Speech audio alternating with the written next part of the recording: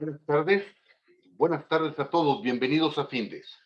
Son las 18 horas, día 7 de abril. Damos inicio a la transmisión del webinario que tenemos programado para esta ocasión en materia de la reforma fiscal 2022, donde abordaremos aspectos relevantes al respecto. Soy Emigdio Villalobos, directivo de la Fundación. Muchas gracias a todos ustedes por acompañarnos. Está con nosotros el profesor Vicente Romero Said, especialista en la Fundación en el área fiscal, que será el profesionista que llevará a cabo esta plática. Les cedo el micrófono, no sin antes invitarles a todos ustedes a que formulen sus preguntas, nos den sus comentarios y sugerencias, y al término de la plática dispondremos de algunos minutos para atenderles. Don Vicente, buenas tardes. ¿Podemos iniciar, por favor? Con mucho gusto, don Emilio. Muy buenas tardes a todos, sean bienvenidos. ¿Pueden confirmar que me ven y me escuchan, por favor? Te escucho bien, Gabriela, gracias. Muy bien, muchas gracias.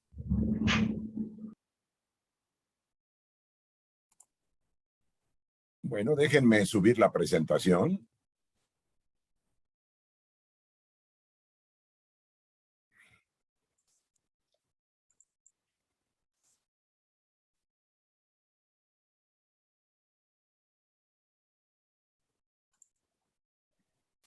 Pues nuevamente sean bienvenidos a Findes. Vamos a platicar esta tarde de manera muy general respecto de los asuntos más relevantes que tiene la reforma fiscal para 2022. Vamos a empezar por los ingresos tributarios que están contemplados en la Ley de Ingresos de la Federación. Recordemos que nunca antes en la historia contemporánea de nuestro país habíamos tenido una expectativa de captación de recursos que superara los 7 billones de pesos. El 2022 es el primer año. Sin embargo, de ese total destacan los ingresos tributarios con una cifra cercana a los 4 billones de pesos. Desde luego, de esos ingresos tributarios, pues es relevante mencionar que el impuesto más importante es el impuesto sobre la renta. ¿Por qué? Porque es el que más recaudación le genera al Estado.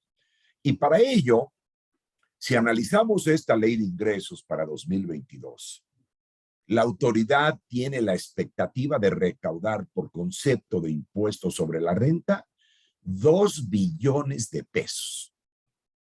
Esta cifra, si la contrastamos con la del ejercicio inmediato anterior, denota un incremento en números relativos del 9%. Aquí la primera pregunta que nos tenemos que hacer es, ¿eso a qué obedece? ¿A que todos los contribuyentes vamos a ganar más dinero? Y la respuesta es no. Si me permites, la respuesta está en una sola palabra y se llama fiscalización. El segundo impuesto en importancia de los federales, pues es el impuesto al valor agregado, que tu amigo Romero Said llama el impuesto de Kafka. Y lo llamo así porque es el impuesto absurdo, toda vez que es preferible causarlo. Este orden de ideas, la autoridad tiene la expectativa de recaudar 1.200.000.000.000, en donde nuevamente, pues tenemos aquí que la autoridad espera un incremento del 24% respecto del año inmediato anterior. Y nuevamente, pues la pregunta es, ¿eso a qué se debe? Atendiendo a que este es el impuesto al consumo por antonomasia. O sea, ¿el consumo va a aumentar? Y la respuesta es no. Hoy tenemos ya la nueva cifra de inflación del mes de marzo y evidentemente pues estamos en un problema de carácter inflacionario. Por lo tanto, la respuesta nuevamente para poder sustentar este incremento esperado por la autoridad es el tema de la fiscalización. No omito señalar que en los últimos 3 años de este gobierno federal, el impuesto especial sobre producción y servicios denota un decrecimiento del 1%. Y 2022 no es la excepción. Esto es obvio fundamentalmente por el asunto relativo al estímulo a los combustibles, ¿verdad? Y como hoy el gobierno pues ya agotó el estímulo vía IEPS, como lo veremos más adelante, ahora va a conceder un nuevo estímulo en donde las cabezas del sector petrolero van a poder acreditar contra impuestos sobre la renta y contra impuesto al valor agregado. Para reforzar esto, en el tema de la fiscalización, pues vale la pena observar el rubro de accesorios que está representado evidentemente por las multas. Multas de carácter fiscal, lo que le da una connotación a la fiscalización. Y ahí la autoridad tiene una expectativa de 60,000 millones de pesos. No obstante ello, les tengo una buena noticia, no tan buena como yo hubiera querido, pero buena al fin y al cabo. Y se refiere a la retención del impuesto sobre la renta respecto de los rendimientos del sistema financiero. Aquí te muestro una tabla donde podrás ver que aunque el discurso del oficialismo es de que no se aumentan los impuestos, pues en los 3 primeros años de este gobierno los aumentos en la retención habían sido sustanciales. Sin embargo, ustedes pueden observar el cambio, ¿verdad? Para que en 2022 la autoridad decidió reducir de manera sensible la tasa de retención, pasando del 0.97 al 0.08, es decir, una disminución del 92%. Aquí la pregunta es, oye, si la tendencia de este gobierno era aumentar y aumentar la tasa, ¿por qué esta reducción tan sensible? Y la respuesta es muy sencilla, estimados amigos. Con la inflación que tenemos y con las tasas que se le están pagando al ahorrador, es obvio que las tasas de rendimiento son negativas y por ello la autoridad decidió bajar sensiblemente esta tasa de retención, que a mi entender, pues para ustedes como contribuyentes, pues representa una buena noticia. Si hablamos ya en materia de la ley del impuesto sobre la renta y hacemos una correlación con las reformas al Código Fiscal, encontramos una constante en la reforma fiscal que se refiere a que cuando el veracruzano, como yo le llamo al SAT, ejerza facultades de comprobación y determine que hay carencia de razón de negocios, va a aplicar consecuentemente las reglas correspondientes. No olvidemos que esto de razón de negocios es una reforma que proviene de 2020, en donde la autoridad tiene la facultad para recaracterizar uno o más actos jurídicos llevados a cabo por los contribuyentes y, consecuentemente, aplicar las disposiciones. Esto se ve reflejado, primero, en la ley del impuesto sobre la renta, en esos supuestos del artículo 11 de asuntos de financiamiento, que concretamente en el caso que nos ocupa, la ley lo llama créditos respaldados. Ahí puede aplicar esta facultad en donde determina carencia de razón de negocios. Otro aspecto que resulta importante de esta misma materia son las reestructuraciones corporativas. Cuando un grupo empresarial decide hacer una redistribución accionaria, puede pedir autorización para que esas acciones se enajenen a costo fiscal.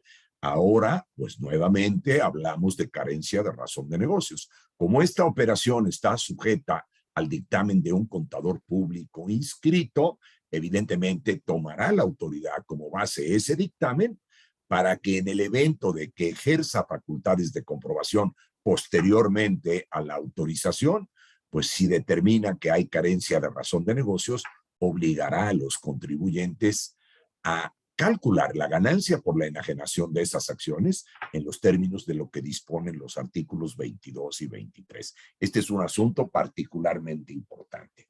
Y esto se trasluce también, ya en razón de las reformas al código, a todo tipo de fusiones y escisiones, en donde cuando posteriormente al evento la autoridad ejerza facultades de comprobación, si determina que hay carencia de razón de negocios, va a recaracterizar esos actos jurídicos. No omito señalar que a partir de 2022, toda fusión y toda escisión serán sujetas de dictaminación obligatoria. Hay algunas excepciones que están contempladas en la resolución miscelánea fiscal, que como ustedes saben fue publicada el 27 de diciembre de 2021. En impuestos sobre la renta tenemos una novedad. Básicamente, gravita en el ámbito del título segundo, o sea, el régimen general de las personas morales, en donde hablamos del desmembramiento de los atributos de la propiedad. Recuerden que los atributos de la propiedad son dos: la propiedad por sí misma y el usufructo. Y entonces ahora, como la autoridad ha determinado que algunos contribuyentes estaban omitiendo acumular esos ingresos, en la ley del impuesto sobre la renta se incluye un nuevo ingreso cuando se consolidan dichos atributos de la propiedad, para lo cual habrá que ordenar la práctica de un avalúo y evidentemente acumular esto. Sin embargo, esto tiene un reflejo en la contraparte, es decir, no el que enajena los atributos, sino el que los adquiere. Y entonces, hasta el año pasado, aquellos que adquirían el usufructo de un inmueble lo estaban deduciendo con el género que la ley de renta llama inversiones, usando, como se trataba de un diferido, de un intangible, una tasa de deducción del 15% anual. A partir de 2022, esa tasa se reduce sensiblemente y únicamente está permitido deducir el derecho de usufructo en una tasa anual del 5%. En materia de deducciones, recuerden que el artículo 27 de la ley contempla los requisitos que debemos observar para poder llevarlas a cabo. Y hay una reforma que a mí me parece verdaderamente aberrante, ¿eh? En el sentido de que cuando adquieras combustible, con independencia de la parafernalia que tienes que cuidar respecto del contenido del comprobante fiscal digital, hoy estás obligado a verificar que esa estación de servicio que te enajenó los combustibles cuenta con un permiso vigente. Dicho número de permiso tiene que estar señalado en el código, en el comprobante fiscal digital. Pero la pregunta que nos hacemos es, y dime cómo vas a comprobar que el permiso de esa estación está vigente, para lo cual deberás, pues, acudir a las páginas tanto de la Comisión Reguladora de Energía como a la Secretaría de Energía para verificar que el día que te expidieron el comprobante, esa estación de servicio cuenta con un permiso vigente, por el amor de Dios. Nos queda muy claro que sigue habiendo huachicol, pero a los que cumplen, ¿por qué siempre se les carga la mano? Esto es inadmisible. Un asunto que llama particularmente la importancia es que, como veremos más adelante, hay un nuevo régimen simplificado de confianza para personas morales, en donde el tributo se determina no sobre la base de devengado, como ocurre en el título segundo, sino sobre la base de flujo de efectivo. Entonces, aquellas personas morales que siguen tributando en el título 2 y que acumulan la totalidad de sus ingresos, incluyendo el ingreso en crédito, pues hoy es verdaderamente lamentable que ese beneficio que nos habían dado de la notoria imposibilidad práctica de cobro, bastando con que el deudor hubiera cumplido un aniversario en mora, pues ahora, si el adeudo es superior a 30,000 UDIs, no solo vamos a tener que cumplir los requisitos que establecía la fracción 15ª del 27 hasta el año pasado, sino que ahora vas a tener que obtener una resolución de autoridad competente que demuestre que agotaste todos los medios para lograr el pago y no fue así. Esto es verdaderamente terrible porque se rompe la simetría fiscal que había dado lugar con anterioridad a esa facilidad. En materia de pérdidas fiscales, nuevamente se toca la figura de la escisión y se toca la del cambio de socios. En ambos escenarios, hoy, una pérdida fiscal que provenga de una escisión o de un cambio de socios únicamente podrá ser disminuida con cargo a utilidades fiscales futuras, pero ojo, generadas en la explotación de los mismos giros. El discurso del oficialismo es no hay aumento de impuestos, pero son tantas las limitantes para las deducciones en materia de renta y para los acreditamientos en materia de IVA, pues que la verdad resulta una mentira, ¿no? Decir que no hay aumento de impuestos cuando sí los hay. No sé si hay alguna pregunta. Aquí dice, el permiso deben reportar, los permisionarios se reporta hasta la versión 4.c. Hay quien, Jorge Luis, ya lo está poniendo en la versión 3.3. Pero eso entró en vigor el día 1 de enero. O sea, si yo uso la versión 3.3, el permiso vigente debe aparecer ya en el comprobante fiscal. Por lo tanto, hay limitantes tanto en las pérdidas que provengan de una escisión y, desde luego, en un cambio de socios.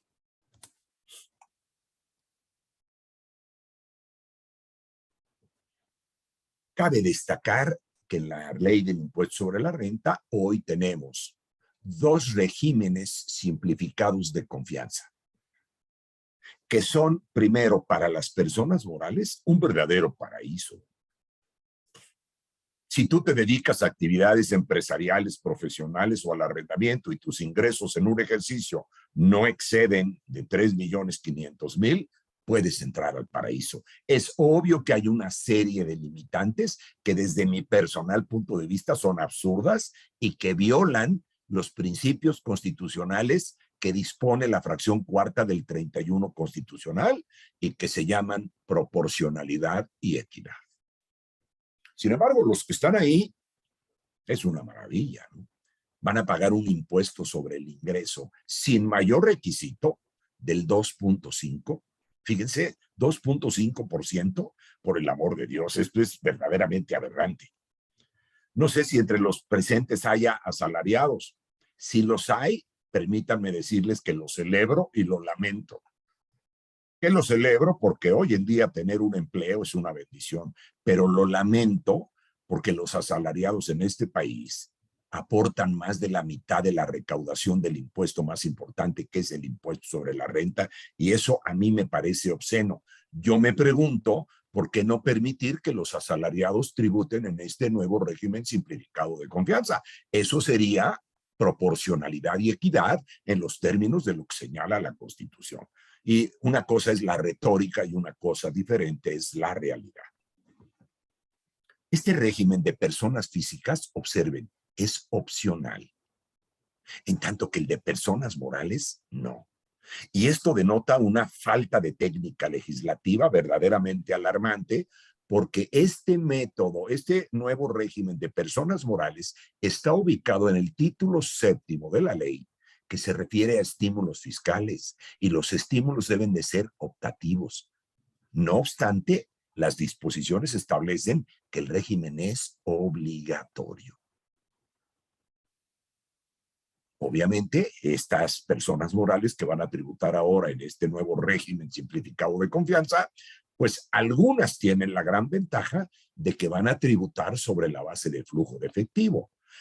Acabo de señalar que cambiaron en título 2 la deducción de una pérdida por un crédito incobrable, ¿verdad? Estableciendo cosas verdaderamente incumplibles, ¿verdad? En tanto que alguien que tribute en el régimen simplificado de confianza de Morales no tendrá que ocuparse de eso porque gravita sobre la base de flujo de efectivo.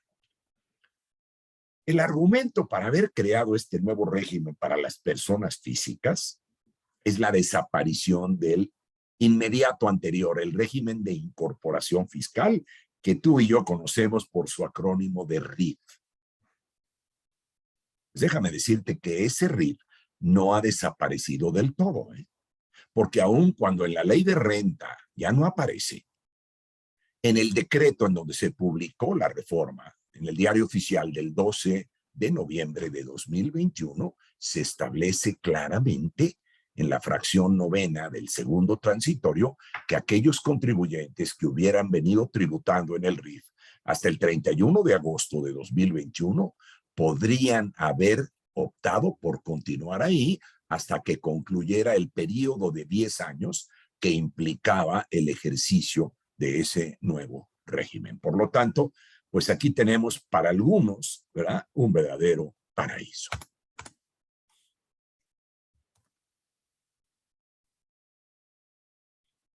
Aparece nuevamente en la ley del impuesto sobre la renta y obviamente también en el Código Fiscal la reiteración de los principios de plena competencia económica.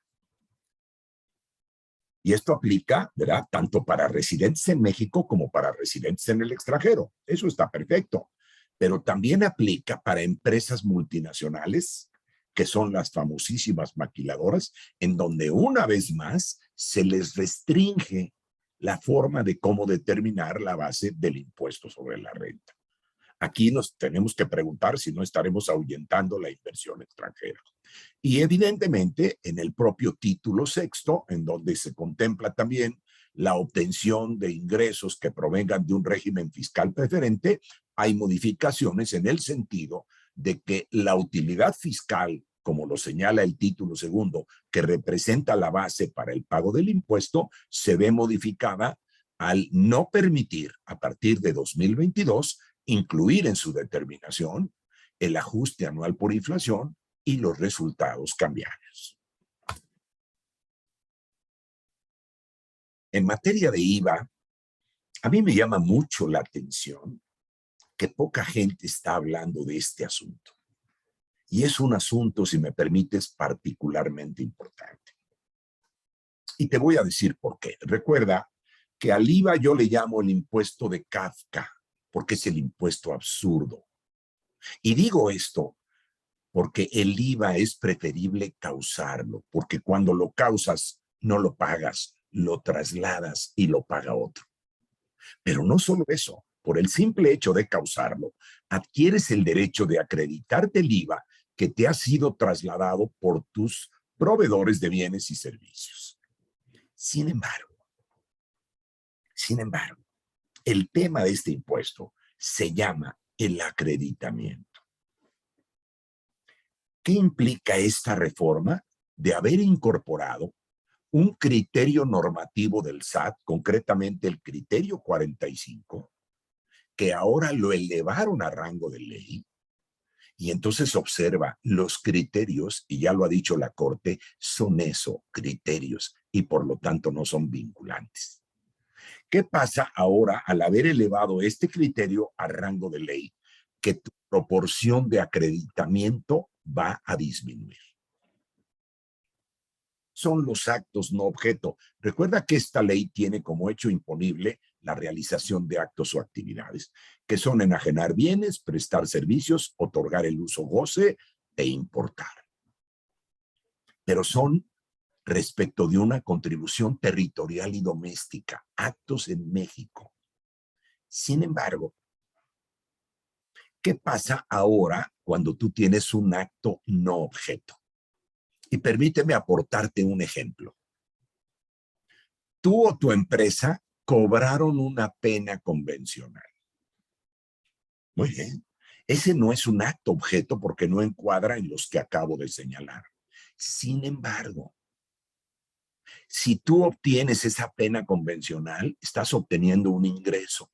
Y ahora la ley del IVA te dice, muy bien, si para lograr ese ingreso, que es un acto no objeto de la ley, tú tuviste que erogar y para esa erogación te trasladaron un IVA, ese IVA no será acreditable.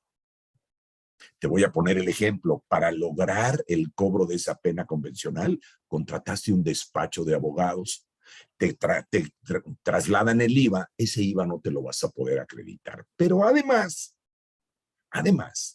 todos aquellos gastos que tú hayas hecho por los cuales te trasladaron IVA y entre los cuales tiene la característica de que no están destinados a realizar un acto gravado o uno exento, sino que son de uso indistinto como la energía eléctrica.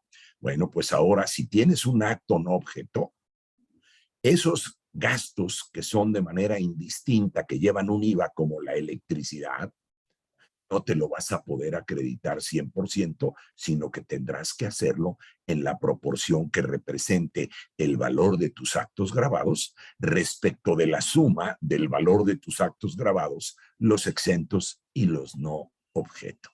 Hay que poner en el radar esta situación porque a mi entender es muy importante.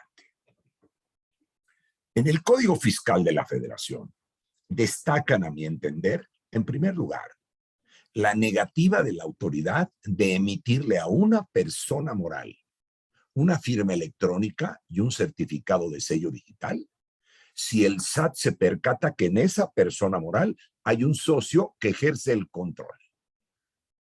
Y además se ubique en los supuestos de cancelación definitiva de los sellos digitales.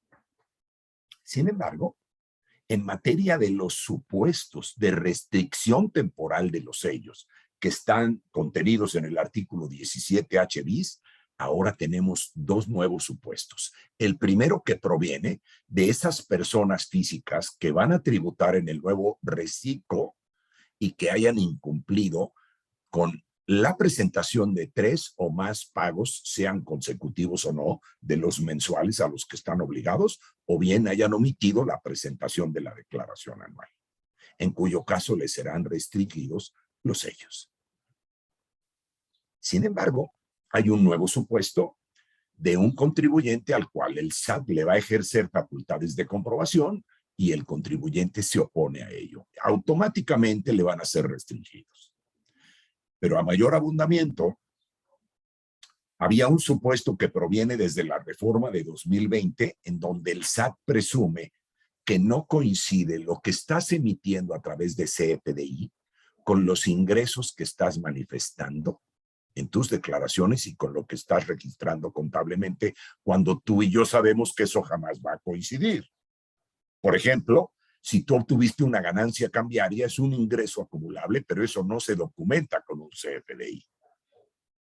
Ahora, le amplían el espectro para llevarlo también a no solo a los ingresos en el ámbito de la ley de renta, sino también al del valor de actos o actividades. Por lo tanto, en este contexto, ahora van a gravitar los 3 impuestos más importantes, que son renta, IVA y IEPS. Por lo tanto, hay que tenerlo presente. ¿Cómo estará de preocupado el SAT, que por tercer año consecutivo reforma el artículo 27 del Código relativo al Registro Federal de Contribuyentes? Y ahora, pues, observa, los mayores de edad, aunque no tengan actividad económica, están obligados a inscribirse. Vaya. Esto es verdaderamente alarmante, sobre todo cuando tú escuchas lo que dice la señora jefa del SAT, ¿verdad? Que esto se puso para evitar el robo de identidades. Es obvio que esto va en función de la fiscalización. Nada más que observa, como fue tan criticada la reforma, la señora Buenrostro, que lo único que no hace es honor a su apellido, subió un comunicado a la página del SAT para decirles a los jóvenes, así dice el comunicado, que no se preocupen, no los van a multar por no haberse inscrito, aunque la obligación está implícita en el código. Nada más que la señora se dirige a jóvenes. Tú dime, ¿tú no conoces amas de casa de la tercera edad que jamás han tenido una actividad económica y que por lo tanto no están inscritas? Yo me pregunto si ese beneficio de no multarlos también aplica para las personas mayores. Obviamente, se amplía el espectro de control y esto va dirigido a las personas morales, en donde el SAT ahora quiere que toda persona moral le diga quién es el socio que ejerce el control. Y recuerda que cuando hablamos de control hay 2 escenarios, el efectivo y el accionario. Hay una nueva figura de la que tienes que estar muy atento, que se llama beneficiario controlador. Y esto proviene de los acuerdos que México ha suscrito como país, fundamentalmente en el Grupo de los 20 y con el famoso Grupo de Acción Financiera Internacional, conocido por sus siglas GAFI. Hoy el asunto de prevenir el lavado de dinero está de moda y por eso a todos los fiscos del mundo les interesa conocer quién es el beneficiario controlador. En ese orden de ideas, hay una nueva disposición en donde el SAT te puede cuestionar quién es el beneficiario controlador de tu empresa. Y cuidado, porque las multas van a partir de 2 millones por cada aviso no cumplido respecto del requerimiento que te haya hecho el SAT. Y por lo tanto, pues esto trae aparejado una ampliación de espectro en las facultades del SAT, en donde ahora va a ir a revisar a entidades financieras, fideicomisos, fideicomisarios, fideicomitentes y otras figuras como la asociación en participación. Esto hay que tenerlo muy presente. Obviamente, el comprobante fiscal digital ha sido una herramienta del SAT para la fiscalización. Recuerda que a partir de este año tenemos una nueva versión. Es nueva versión. Los tipos de comprobante no han cambiado. Vamos a tener un periodo de transición. Yo te sugiero que mientras este periodo no termine, no uses la versión 4.0 porque está dando problemas de carácter operativo. Obviamente, se ha platicado mucho que ahora el código establece que un CFDI solo se puede cancelar en el mismo ejercicio en que lo emitiste. Luego rectificaron, ¿verdad? Y en la resolución miscelánea se dijo en una primera instancia que teníamos hasta el 31 de enero del siguiente ejercicio. Luego volvieron a corregir. Y finalmente hoy la regla 2.7.1.47 ya establece que tienes de plazo para la cancelación hasta el día en que vence el plazo para que presentes tu declaración del ejercicio. Obviamente, quiero enfatizar. Lo que es nuevo es la versión. Los tipos de comprobante no cambiaron. Y me voy a referir al CFDI de egreso. Recuerda que este CFDI, en los términos del estándar del SAT, únicamente sirve para documentar tres cosas: el otorgamiento de un descuento, rebaja o bonificación, una devolución de mercancía o la aplicación de un anticipo. Nada más que ahora, ese CFDI de egreso solo se puede emitir siempre y cuando justifiques el por qué lo emitiste. De tal suerte de que si te hacen una devolución de mercancía, vas a tener que justificar con tus registros contables que esos bienes que te están devolviendo reingresaron a tu almacén y tus registros contables fueron afectados en ese sentido.